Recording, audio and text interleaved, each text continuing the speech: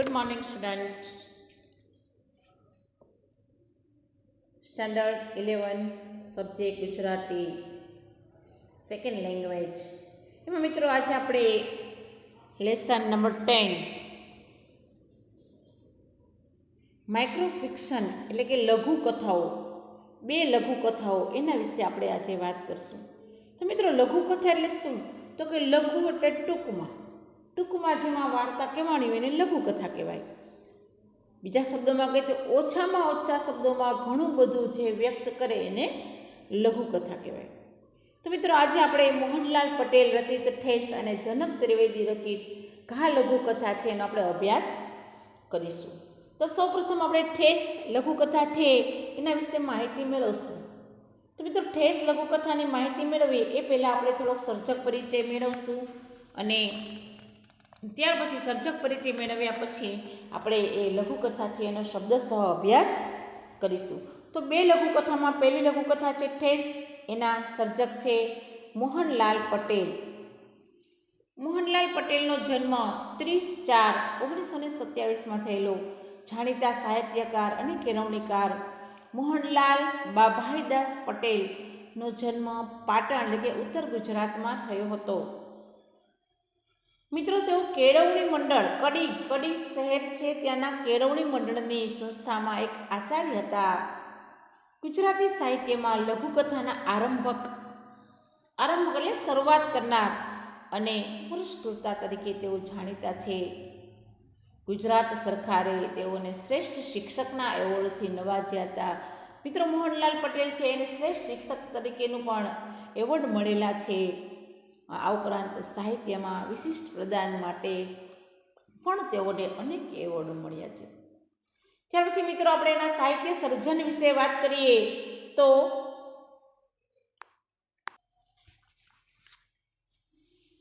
તેમના સાહિત્ય સર્જન વિશે વાત કરીએ તો પ્રત્યાલંબન, ઝાકળમાં સૂરજ ઉગે એ એમના લઘુકથાના સંગ્રહો છે. આ ઉપરાંત બંધન, ડેડ એન્ડ હાસ્ય મર્મર અને લાંછન એ તેમની નવલકથાઓ છે. આ ઉપરાંત તેઓએ ગુડ મોર્નિંગ અમેરિકા એ એમનું પ્રવાસ ગ્રંથ છે. મોપાસાની શ્રેષ્ઠ વાર્તાઓ એમનું અનુવાદનું પુસ્તક છે અને ટૂંકી વાર્તા અને મીમાંસા આ બંને એમના વિવેચન ગ્રંથો છે. મિત્રો સાહિત્ય સર્જન વિશે વાત કરીએ તો હવે આપણે લઘુકથાની ટૂંકમાં માહિતી મેળવીએ તો એમની ચોટદાર લઘુકથા છે. એમની કેટલીક લઘુ કથાઓમાંની એક આ ઠેસ એ લઘુકથા એક સિચ્યુએશન છે. પુત્રવધુ છે બજારમાંથી ખરીદેલા કાપડના પીસ છે એ પીસ એટલે એના ટુકડા, બજારમાંથી કાપડ ખરીદી આવે છે અને એના ટુકડા છે સાસુને બતાવે છે. સાસુનું ઉર્મિતંત્ર એથી ક્ષુબ્ધ થાય છે અને અતીતની ઘટના તરફ ભૂતકાળ તરફ એ ખેંચાય છે. એને પોતાનું સંસ્મરણો ભૂતકાળના છે તાજા થાય છે કે આખા વેકેશન દરમિયાન કાલા ખોલી અને ભેગા કરેલા નાણાંમાંથી એની દીકરી છે એક દિવસ કોલેજમાં પહેરવા માટે મનપસંદ કાપડ લઈ આવી અને ત્યારે પોતાના જે શબ્દો છે દીકરીને પોતે જે કાંઈ કહ્યું હતું એને યાદ આવે છે. દીકરીને તેઓ કહે છે કે બેટા, કાલાની રકમ તો તારી ફી અને ચોપડીઓ માટે હતી, તું આ શું લઈ આવી? અને તને ભણાવવાની છે. પોતાની ઘરની જે જવાબદારીઓ છે એ માતાને યાદ આવે છે કે મારે તને ભણાવવાની છે, મોટી બહેન છે એને પરણાવવાની છે, એક સામાન્ય પરિવાર છે એની વાત કરી છે. ઘરના ખર્ચ કાઢવાના છે એટલે બેટા આપણને આવા વૈભવ છે ન પોસાય. પુત્રવધુ એક પછી એક કાપડના પીસ બતાવવા માંડી ત્યારે સાસુના ચહેરા ઉપર જે ગમગીની જોઈ, એના મનમાં જે વાત પડઘાતી હતી, એના મનમાં વિચાર આવ્યો કે દીકરી પહેલી વાર કોલેજમાં પહેરવા માટે સારા કપડાં લઈ આવી અને હું મૂઈ છે એ જીરવી ન શકી. એ વાત છે એના મનમાં ઘોળાયા કરે છે અને પરિણામે એના જે ભાવ છે એના ચહેરા ઉપર આવે છે. એના ભાવ જોઈ અને ભાવ છે એ સમજી જાય કે નથી ગમ્યું અને છે એ ઠેસ લાગી છે એટલે પોતાના પીસ છે એ સંકેલી લે છે. એટલે એને ઠેસ એવી વાત, એવું શીર્ષક છે આપેલું છે. શા માટે ઠેસ? તો જ્યારે વસ્તુ જોવે, ભૂતકાળના સંસ્મરણોમાં સરી પડે અને પોતાના કાર્ય બદલ પોતે દીકરીને જે વઢ્યા હોય એ બાબતને એના મનમાં ઠેસ પહોંચે કે મેં કેવું કર્યું હતું, તો એ વાત છે, એક સામાન્ય ઘટના છે, એનું વર્ણન છે, એ છે. હૈયામાં લાગેલી ઠેસ છે એ માતાના ચહેરા પર આનંદ નથી લાવવા દેતી, રાજીપો વ્યક્ત કરવા દેતી નથી. અને એટલે જ આ વાર્તા છે એનું શીર્ષક ઠેસ એવું આપેલું છે. તો ચાલો મિત્રો, હવે આપણે આ લઘુકથા છે એનો આપણે શબ્દશઃ અભ્યાસ કરીએ.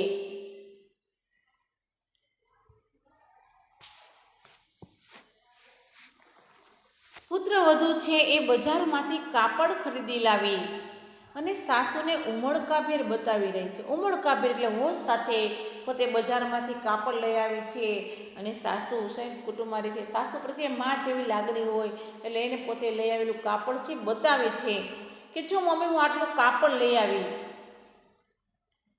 થોડી વાર સુધી એક પછી એક પીસ પોતે ખરીદી આવી છે, એનો આનંદ છે, પોતે પોતાના માટે કાપડ લીધું છે, એક પછી એક પીસ છે એ પોતાની સાસુને, પીસ એટલે એના ટુકડા, ખરીદે એટલે કાપડના ટુકડા છે બતાવે છે. પણ એનું ધ્યાન સાસુના ચહેરા ઉપર જાય છે તો જુએ છે કે પોતે આટલું સરસ ખરીદી કરી આવી છે કાપડ, અને સાસુના ચહેરા પર પ્રસન્નતાના ભાવ જોવા નથી મળતા. પ્રસન્નતાની કોઈ મોહર છે એ અંકિત થઈ નથી. એટલે પૂછે છે કે મમ્મી તમને આમાંથી કોઈ પીસ ન ગમ્યું? કદાચ એવું હોય કે આ લઈ આવી છે એમાંથી મમ્મીને ન ગમતો હોય પીસ, એને અણગમો વ્યક્ત કર્યો હોય, એટલે પૂછે છે કે તમને આમાંથી એકેય પીસ નથી ગમ્યું? અને જ્યારે સાસુને એ શબ્દો સંભળાય ત્યારે પોતે જે ભૂતકાળના સંસ્મરણમાં સરી પડ્યા હોય એમાંથી પાછા બહાર આવે અને પોતાની વાતને સંભાળી લેતા, પોતાની જાત છે એને સંભાળી લે, પોતાની વાત છે એને સંભાળી લે, અને સંભાળી લેતા કહે છે કે કેમ ન ગમે? નકારાત્મક વાક્યમાં હકારાત્મક ઉત્તર આપેલો છે કે ગમે જ છે, એમ એ દર્શાવવા માટે એને એવું મૂક્યું છે કે કેમ ન ગમે, શા માટે ન ગમે? બધું જ કાપડ સરસ છે, તું સરસ કાપડ લઈ આવી છે, પોતાની જાતને સંભાળી. અને આનું નામ સ્ત્રી છે મિત્રો. સ્ત્રીઓ છે એ દરેક જગ્યાએ સમયની સાથે એ સમાધાન છે તરત સાધી લે, સમયની સાથે જીવતા એને આવડે છે. પરંતુ સાસુએ બોલ્યું કેમ ન ગમે, બધું જ કાપડ સરસ છે, અને એ વાતમાં વહુને જરાય મીઠાશનો રણકો ન લાગ્યો. સાસુના શબ્દોમાં પણ વહુને રણકાર ન લાગ્યો કે જોયું કે એના મોઢા ઉપર રણકાર નથી. એટલે એને શું કર્યું તો બધા જ પીસે સંકેલી લીધા અને કબાટમાં મૂકતા મનોમન બોલી પણ ઉઠી. એનાથી બોલાઈ પણ ગયું કે કોણ જાણે શું છે કે જ્યારે હું કાપડ લેવું ને તો કાપડની વાતમાં એનું મોઢું જ ચડી જાય. હૃદયના ભાવો છે એ પામી શકતા નથી કોઈ. જ્યારે હું કાપડ લેવું, કાપડમાં કોણ જાણે શું છે કે કાપડની વાતમાં એ સાસુનું મોઢું ચડી જ જાય છે.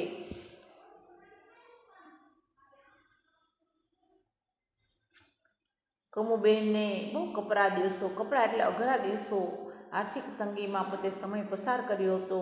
હવે તો દીકરો ઘણો જ કમાતો હતો.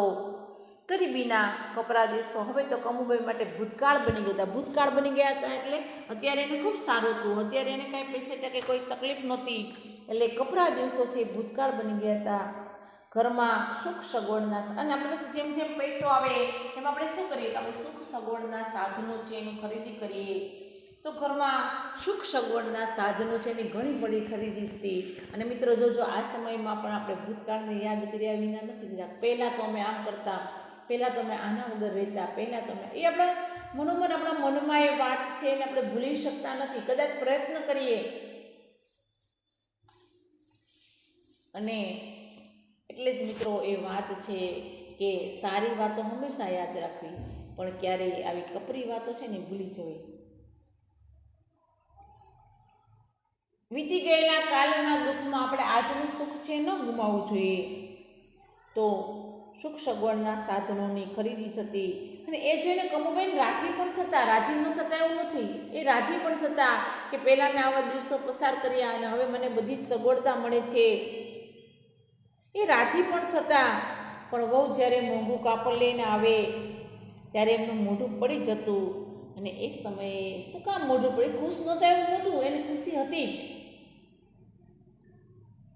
પણ એ વખતે એને દીકરીની આંખમાં ડળકેલા જે આંસુ છે એ યાદ આવતા કે દીકરીની આંખમાં કેવા આંસુ આવી ગયેલા પોતાના શબ્દોથી એને યાદ આવતા અને એટલે એના મોઢા પર નો રાજીપો છે દૂર થઈ જતો.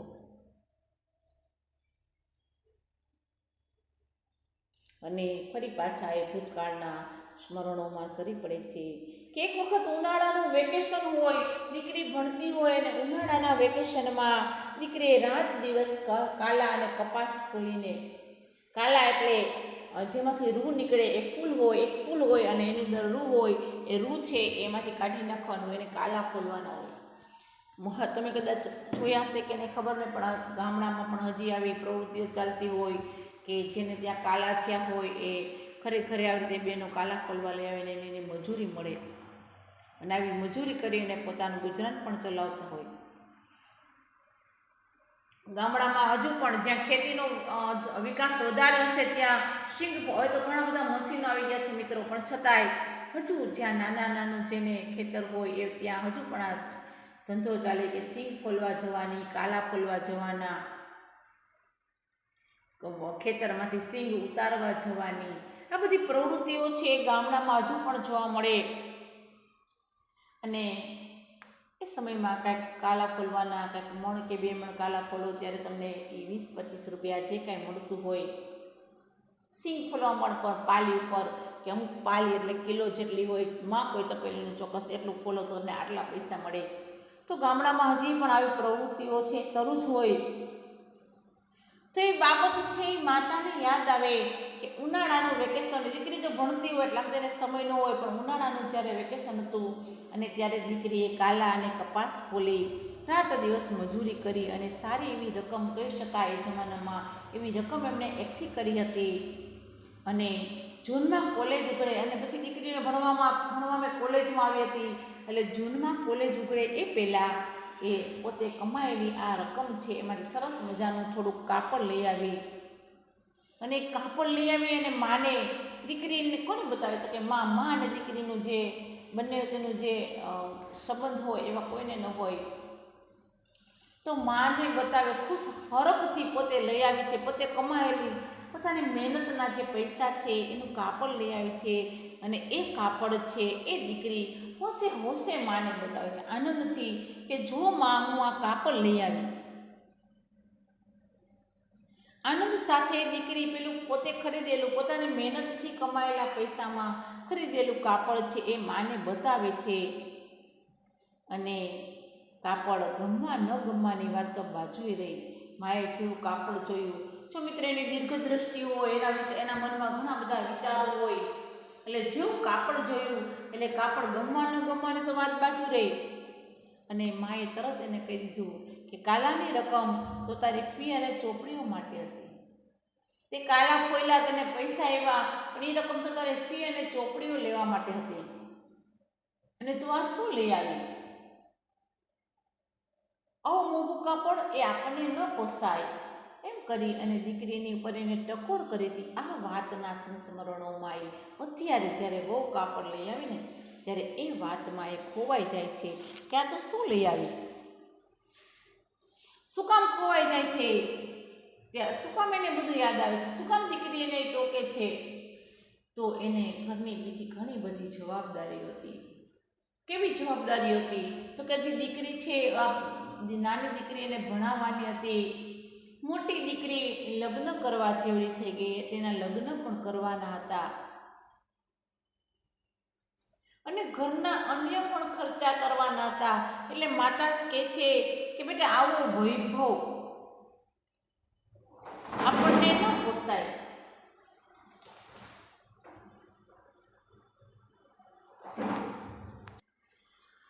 માને જવાબદારી છે અને એટલે પોતાની દીકરીને ટોકતા કહે છે કે તું આવું મોંઘું કાપડ લઈ આવે બેટા, આવું મોંઘું કાપડ આપણને, આવો વૈભવ છે, આવું મોંઘું કાપડ એ આપણને ન પોસાય. ન પોસાય એટલે આપણા માટે યોગ્ય નથી. શું કામ? તો કે તારે હજી ભણવાનું, મારે તને ભણાવવાની છે, તારાથી મોટી બેન છે એને પરણાવવાની છે અને માત્ર એટલું જ નહીં ઘરના ખર્ચા પણ કાઢવાના છે અને એટલા માટે આ વૈભવ આપણને ન પોસાય. પ્રશ્ન પૂછી શકે કે માતા શા માટે ના પાડે છે, વૈભવ પોસાવવાની કહે છે, વાત કરે છે? તો એટલે કે માતાની ઉપર ઘણી બધી જવાબદારીઓ છે અને આ બધી જવાબદારીઓને નિભાવવાની છે. અને માની વાત પણ સાચી હતી, કારણ કે એની મજૂરી પર ઘરની કમાણી, એની મજૂરીની કમાણી પર ઘર નભતું હતું અને એ દીકરી સમજતી પણ હતી અને એટલે જ તો એનો ઉત્સાહ છે એ એકાએક પાણીના તરંગની જેમ વિસર્જિત થઈ ગયો. વિસર્જિત થઈ ગયો એટલે એનો ઉત્સાહ છે એ ઉછળી ગયો અને એની આંખોમાં આંસુ આવી ગયા કે માતાની વાત સાચી. એને ખોટું નથી લાગ્યું માતાએ કીધું એટલે કે ના, માતાની વાત સાચી છે કે ઘરના હજી બધા ખર્ચા પણ બાકી છે, હું આવું લઈ આવી. અને એ બાબતે દીકરીનો જે ઉત્સાહ છે ઓસરી ગયો અને એની આંખમાં આંસુ આવી ગયા. અને એટલે જ વહુ જ્યારે મોંઘું કાપડ ખરીદીને લઈ આવે ને ત્યારે કંબેન રાજી તો થતા, પણ એના જે ભૂતકાળ છે, એના જે સ્મૃતિ છે એમાં દીકરીવાળો પ્રસંગ તાજો થઈ ઉઠતો અને એનું મન છે એ મનોમન બોલી ઉઠતું કે દીકરી બિચારી પહેલી વાર કોલેજમાં પહેરવા સારું કાપડ લઈ આવી અને હું જીરવી ન શકી અને મારાથી સહન ન થયું. દીકરી પોતાની મહેનતથી, પોતાની કમાણીથી એ પહેલી વાર સરસ મજાનું કાપડ પહેરવા માટે લઈ આવી હતી, પરંતુ એ વાત છે એ હું સહન ન કરી શકી. અને કમુબેનના હૈયાને આ એક જ ઠેસ એવી હતી કે જ્યારે જ્યારે ઘરમાં કાપડ આવે ત્યારે કમુબેનના ચહેરા પર રાજીપો ન લાવે. એને રાજી થવું હોય છતાંય ન થઈ શકે. શું કામ? તો કે એના દિલમાં, એના હૃદયમાં એવી આખરી ઠેસ વાગેલી હતી. પરંતુ આ વાત છે એ વહુને ક્યાંથી ખબર હોય?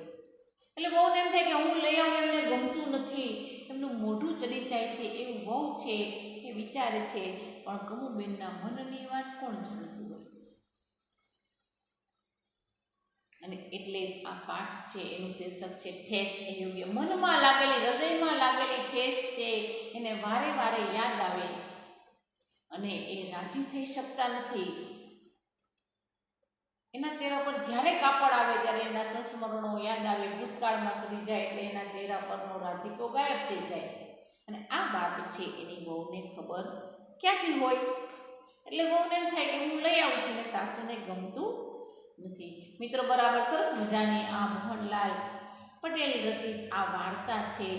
10મા ધોરણમાં કદાચ તમે ભણ્યા હશો તો ગતિભંગ ઇંગ્લિશ મીડિયમ અને ગુજરાતી કદાચ દ્વિતીય ભાષા, પ્રથમ ભાષામાં આવતી હશે. એ પણ મોહનલાલ પટેલની બહુ સરસ મજાની વાત. ઓછા શબ્દોમાં ઘણું બધું કહેવાની કળા એટલે લઘુકથા.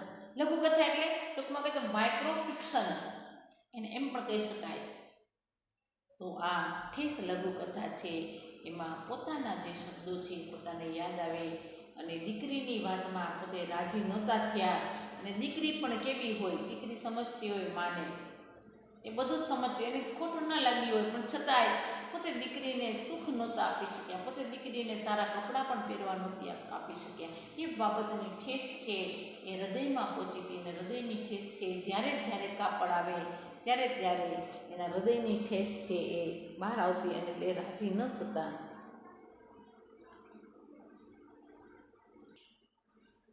તો મિત્રો, આ લઘુકથા ફર્સ્ટ પહેલી લઘુકથા છે ઠેસ, એ આપણે અહીંયા પૂરી કરી. એના પ્રશ્નોત્તર છે એ મેં તમને આપેલા છે. આ બધા જ પ્રશ્નોત્તર તમારે સ્વાધ્યાય પોથીમાં તમારે ફેરબુકમાં લખવાના રહેશે. મોટાભાગના જવાબ છે મેં આપી દીધેલા છે. અમુક જ જવાબ છે એ તમારે વ્યાકરણલક્ષી છે એ જાતે લખવાના છે. બીજું મિત્રો, તમે ક્યારેય મને તમારી નોટબુક છે ફેરબુક એના ફોટા મોકલાવતા નથી. જ્યારે જ્યારે તમે પાઠ કરો ત્યારે તમારે મને હોમવર્ક છે એ મોકલાવવાનું જ છે. બરાબર. હવે આપણે ટૂંકા પ્રશ્નો છે પાઠને આધારે એ જોઈએ કે પુત્રવધુ છે સાસુને ઉમળકાભેર શું બતાવતી હતી. એક એક વાક્યમાં જવાબ છે કે પુત્રવધુ છે સાસુને ઉમળકાભેર શું બતાવતી હતી. તો પુત્રવધુ છે સાસુને ઉમળકાભેર બજારમાંથી ખરીદી લાવેલા કાપડના જુદા જુદા પીસ છે એ બતાવતી હતી. વહુએ બધા પીસ કેમ સંકેલી લીધા. વહુને સાસુના શબ્દો છે કેમ ન ગમે. બધું કાપડ સરસ જ છે એ શબ્દોમાં રણકાણ જણાયું નહીં, મીઠાશ ન જણાય, એટલે વહુએ પોતાના બધા જ પીસ છે કાપડના એ સંકેલી લીધા.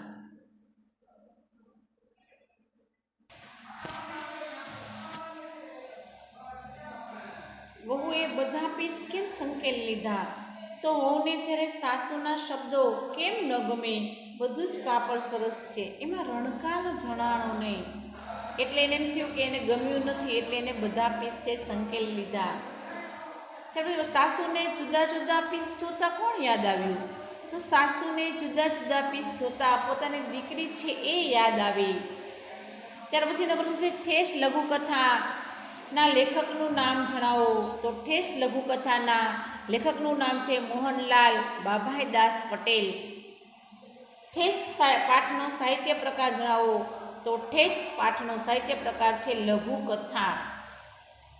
ત્યાર પછી મિત્રો આપણે 2-3 વાક્યોમાં કેટલાક પ્રશ્નોત્તર છે એના વિશે આપણે વાત કરીશું. તો નીચે આપેલા પ્રશ્નોના 2-3 વાક્યમાં જવાબ લખો. દીકરીએ કેવી રીતે રકમ એકઠી કરી હતી અને એ રકમનું એણે શું કર્યું. આ મિત્રો વધારાના પ્રશ્નો છે. આ તમારા પાઠ્યપુસ્તકમાં નથી પણ તમારે આમાંથી લખવાના રહેશે. તો દીકરીએ ઉનાળાના વેકેશનમાં રાત દિવસ મહેનત કરી અને કાલા ફોલીને મજૂરીની સારી એવી રકમ એકઠી કરી અને પોતાની કોલેજ ઉઘડે એ પહેલાં જ એ રકમનું એક કાપડ ખરીદી લાવી.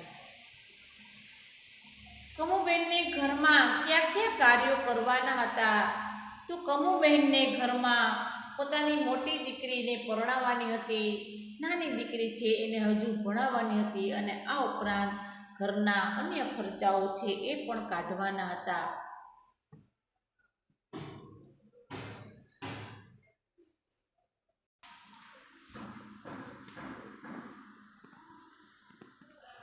કમુબેનને ઘરમાં કયા કાર્યો કરવાના હતા. કમુબેનને દીકરીને પરણાવવાની, દીકરીને ભણાવવાની અને અન્ય ખર્ચો કાઢવાના હતા. ત્યાર પછીનો પ્રશ્ન છે દીકરી માને કાપડ બતાવ્યું તો માએ દીકરીને શું કહ્યું. દીકરીએ જ્યારે પોતાની મહેનતથી ખરીદેલું કાપડ માને મજૂરી કરી અને પૈસા એકઠા કર્યા અને એમાંથી ખરીદેલું કાપડ માને બતાવ્યું તો કાપડ ગમવા ન ગમવાની વાત એક બાજુ રહી, પણ માએ તરત જ એને ટોકતા કહ્યું કે કાલાની રકમ તો તારી ફી અને ચોપડીઓ માટે હતી ને તું આ શું લઈ આવી. આવું મોંઘું કાપડ આપણને ન પોસાય. તને કે શું કામ ન પોસાય. તો કે તને ભણાવવાની છે, મોટીને પરણાવવાની છે અને ઘરના ખર્ચા કાઢવાના છે, તેથી આપણને આવો વૈભવ ન પોસાય, એવું માએને જવાબ આપે છે. ત્યાર પછીનો પ્રશ્ન છે ઠેસ લઘુકથાના શીર્ષકની યોગ્યતા વિશે નોંધ લખવાની છે. મિત્રો આપણે જ્યારે વિસ્તૃત પ્રશ્ન લખશું ત્યારે થોડીક એવી આદત પાડશો કે કર્તા, કૃતિ અને સાહિત્ય પ્રકારનો ચોક્કસ ઉલ્લેખ કરીશું. તો અહીં મેં પણ કરેલું છે કે કૃતિ છે ઠેસ, કર્તા મોહનલાલ પટેલ અને સાહિત્ય પ્રકાર છે લઘુકથા. તમે આમ પણ લખી શકો અને એમ ન લખવું હોય તો તમે એમ પણ લખી શકો કે મોહનલાલ પટેલ રચિત લઘુકથા ઠેસમાંથી આ પ્રશ્ન લેવામાં આવ્યો છે. બંને રીતે તમે હેડિંગ છે આવી રીતે તમે મારી શકો, પણ જ્યારે સવિસ્તાર પ્રશ્ન આવે ત્યારે શક્ય હોય ત્યારે કર્તા, કૃતિ અને સાહિત્ય પ્રકાર છે એનો ઉલ્લેખ ચોક્કસ કરવો. કદાચ તમને બધું યાદ ન હોય તમારે કર્તા અને કૃતિ બેનો તો ઉલ્લેખ ચોક્કસ કરવો જ. તો આપણે શીર્ષકની યોગ્યતા વિશે ચર્ચા કરીશું. તો ઠેસ લઘુકથામાં એક સામાન્ય ઘટના છે એનું નિરૂપણ કરવામાં આવેલું છે. કઈ ઘટના છે તો કે માત્ર પુત્રવધુ છે એ બજારમાંથી કાપડ લાવે અને સાસુને કાપડ બતાવે. એના ઉપર આખી વાર્તા છે, લઘુકથા છે, વણાયેલી છે. પરંતુ સાસુના ચહેરા ઉપર એને પ્રસન્નતા જોવા મળતી નથી. અને એટલે સાસુ કમુબેનને શું કામ પ્રસન્નતા જોવા નથી મળતી તો કે કમુબેન છે ત્યારે અતીત એટલે ભૂતકાળની ઘટના તરફ ખેંચાઈ જાય અને એને પોતાની સ્મૃતિમાં એને દીકરીવાળો પ્રસંગ છે એ તાજો થાય કે એકવાર પોતાની દીકરી જ્યારે ઉનાળાના વેકેશનમાં કાલા ખોલી અને એકઠી કરેલી મજૂરીની રકમમાંથી પોતે કોલેજમાં પહેરવા માટે મનપસંદ કપડાં લઈ આવી અને પોતે ત્યારે દીકરીને જે ટોકી હતી, દીકરીને જે કહ્યું હતું એને યાદ આવે કે કાલાની રકમ તો તારી ફી અને ચોપડીઓ માટે હતી અને તું આ શું લઈ આવી? આવું મોંઘું કાપડ આપણને ન પોસાય. શું કામ ન પોસાય તો કે મારે હજી તને ભણાવવાની પોતાની જવાબદારી યાદ આવે છે કે મારી પર હજી આટલી જવાબદારી છે, મારે તને ભણાવવાની છે, તારાથી મોટી છે એને પરણાવવાની છે અને ઘરના અન્ય ખર્ચાઓ પણ કાઢવાના છે. માટે આપણને આવો વૈભવ પોસાય નહીં. બેટા મનમાં આ વાત અને એના મનમાં છે ને આ વાત સતત પડઘાતી. અત્યારે બહુ સારું હતું, કાંઈ વાંધો નહોતો, સુખ સગવડતા હતી. આ તંગી, આર્થિક તંગી તો ભૂતકાળ બની ગયું હતું, પણ છતાંય આ વાત પડઘાય અને આવી જ્યારે પરિસ્થિતિ આવે ત્યારે એના મનમાં ઠેસ પહોંચતી. એનું મન બોલી ઉઠતું કે બિચારી દીકરી પહેલી વાર કોલેજમાં પહેરવા સારું કાપડ લઈ આવી અને હું મોઈ એ વાત છે એ જીરવી શકી નહીં. એનો પશ્ચાતાપ થાય ને અફસોસ થાય કે હું એ વાત જીરવી ન શકે એટલે મારાથી એ વાત સહન ન થાય અને મારાથી એને કહેવાય ગયું. તો હૈયાની આ ઠેસ છે ને એ ક્યારેય કમુબેનના ચહેરા પર રાજીપો ન લાદતી અને એટલા જ માટે આ લઘુકથાનું શીર્ષક છે ઠેસ, એ બરાબર યોગ્ય છે. મિત્રો ત્યાર પછીની લઘુકથા છે ઘા. એના લેખક છે જનક ત્રિવેદી. તો એ લઘુકથા છે એનો પરિચય હવે આપણે આના પછીના પીરિયડમાં મેળવશું. તો કેટલાક વ્યાકરણલક્ષી પ્રશ્નોત્તર છે એ આપણે જોઈએ. તો તમારે વ્યાકરણ છે એમાં તમારે શબ્દાર્થ લેખન છે, શબ્દ સમજૂતી છે, રૂઢિપ્રયોગ છે, એ બધું જ તમારે પાઠ લખો એ પહેલાં તમારે લખવાનું રહેશે. મિત્રો જ્યારે તમે પાઠ લખવાની શરૂઆત કરો ત્યારે તમારે સૌ પ્રથમ તમારે સર્જક પરિચય છે ટૂંકમાં આપવાનું રહેશે. સર્જકનું નામ, જન્મ સ્થળ, એના સાહિત્ય સર્જન વિશે ટૂંકમાં માહિતી છે ચોક્કસ લખવી અને પછી તમારો પાઠ છે એનું ફેરબુકમાં તમારે લખવાનો રહેશે.